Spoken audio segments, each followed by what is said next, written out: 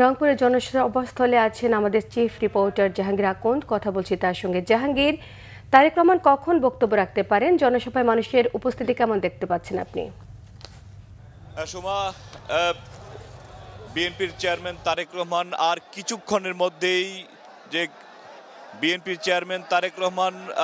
কিছুক্ষণের মধ্যেই রংপুরের কালেক্টরেট ঈদগাহ মাঠের যে নির্বাচনী জনসভা সেখানে তিনি উপস্থিত হবেন। আমাদেরকে মঞ্চ থেকে সেটাই বলা হচ্ছে যে আর কিছুক্ষণের মধ্যেই তিনি এসে হাজির হবেন এবং তার জন্য উৎসুক জনতা সেই দুপুর থেকে অপেক্ষা করছে তারেক রহমানকে এক পলক দেখার জন্য, সচক্ষে এক নজর দেখার জন্য। দীর্ঘ ১৯ বছরেরও বেশি সময় পর তিনি রংপুরে আসছেন, যে কারণে নেতাকর্মীদের মধ্যে অন্যরকম একটা উৎসাহ, একটা উদ্দীপনা রয়েছে তাদের প্রিয় নেতাকে একবার দেখার জন্য এবং তার যেই দিক নির্দেশমূলক বক্তব্য রাখার জন্য। আজকে জুমার নামাজের পর তারেক রহমান বগুড়া থেকে রওনা দিয়েছেন, কিন্তু প্রতিমধ্যেই মানুষের ভিড়, রাস্তার দুপাশে সাধারণ মানুষ, দলের নেতাকর্মী দাঁড়িয়ে তারেক রহমানকে শুভেচ্ছা জানিয়েছেন এবং তারা তারেক রহমানকে শুভেচ্ছা জানিয়েছেন। তারেক রহমানও তাদেরকে হাত নেড়ে শুভেচ্ছা জানিয়েছেন।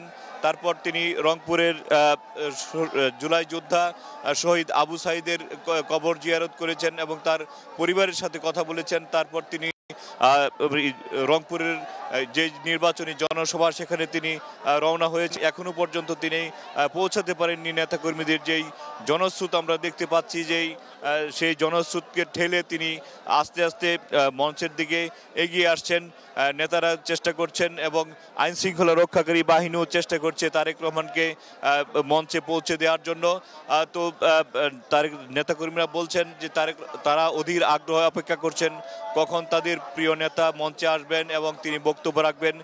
কারণ দীর্ঘ ১৯ বছর তারা তাদের প্রিয় নেতাকে সচক্ষে দেখেনি। আজকে তাদের সেই মহেন্দ্রক্ষণ।